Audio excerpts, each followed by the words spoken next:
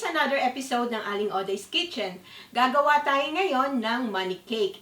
Ito ang gagamitin natin mga materials sa paggawa ng money cake. Kakailanganin natin ng cake, any flavor, at ang ating icing, any flavor of your choice, cake decorations, piping bag with star tip, spatulas, and of course, yung ating money. Itong ating money, binalot ko lang siya sa plastic ng yelo at dinikit-dikit ko. Meron din tayong straw na ginupit ko, stick, box, scissor, at yung ating cake topper at sellotape. Ang ating first step, ilagay muna natin yung money dito sa box. Itong box na ito, improvise lang ito. Actually, box ito ng aking medication. Binutasan ko on both sides.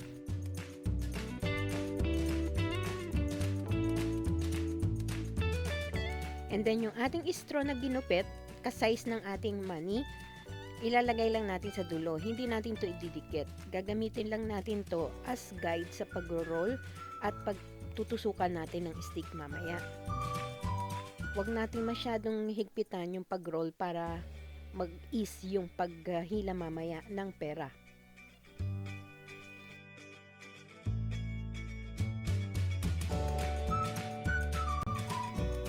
And then yung front ng money, yun ang dapat na nakaharap dun sa fold ng box.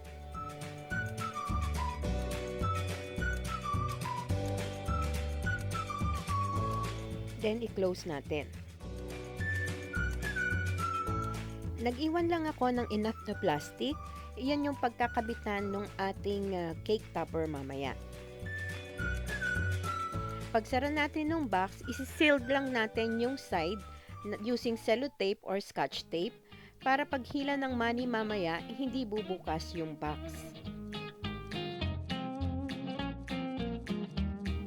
Itong cake topper na nabili ko, binawasan ko lang yung dulo, about 1 inch each. And then, nilagay ko dito sa gitna para yan ng kakapitan ng ating money paghila.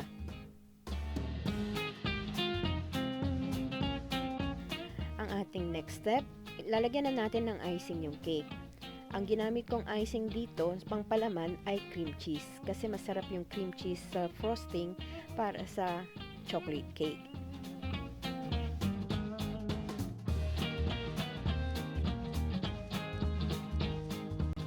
Ayan, nalagyan ko na ng icing in between the 4 layers ng ating cake. Ang susunod natin, susukatin natin itong box. Hihiwaan natin para dun sa paglalagyan. Sukatin lang natin.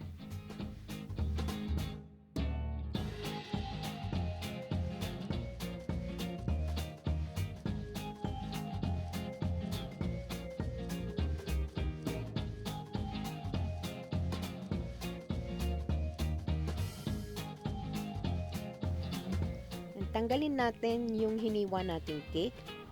Then, susukatin natin yung box kung kakasya na siya. Kung tama na yung lalim. Hindi pa siya kasya, maghihiwa pa ako ng palalim.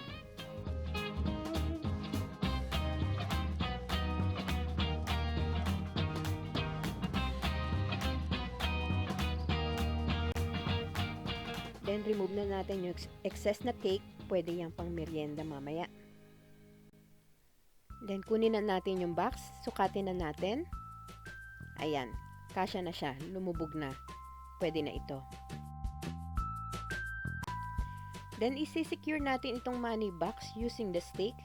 Kailangan tansyahin natin. Kailangan maipasok ito dun sa straw na kasama nating ibinilog doon sa pera. Kailangan ma-shoot siya. Mag-true and true dapat. Yan. Hanggang dun sa dulo. Bali yung size ng stick ko, eksakto lang sa width ng ating cake. And pwede na natin lagyan ng icing yung cake.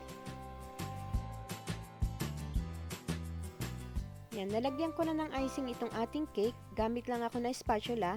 Gagawa lang tayo ng swirl. Depende na sa inyo kung anong design ang gagamitin nyo dito sa ating cake. Paikutan lang natin to.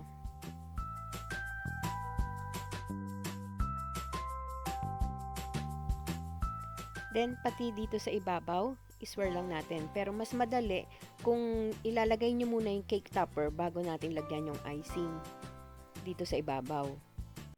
Pwede din kayong gumamit ng fondant icing. It's your choice kung anong design. Then, ilalagay na natin yung cake topper. Idiin lang natin hanggang sa mag-meet yung ating stick na nasa gitna at yung plastic na pagdidikitan natin. Kuwalan tayo ng sellotape or scotch tape, ididikit natin to. I-secure natin maigi para paghila hindi matatanggal.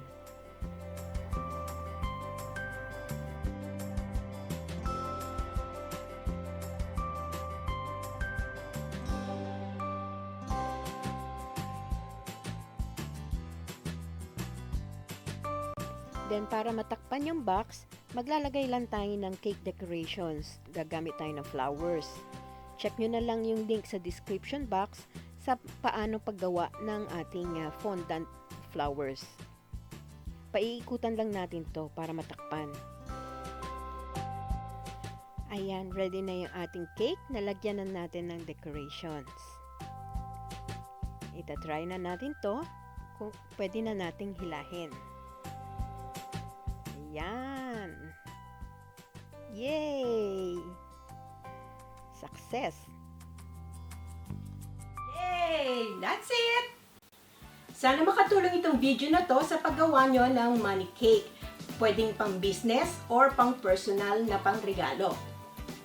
Don't forget to subscribe and hit that notification button para updated kayo tuwing mag-upload ako ng video. And also follow me on my Facebook page, Twitter, and Instagram. Ako po si Aling Oday. Magkita-kita ulit tayo sa aking susunod na video. Salamat! Bye!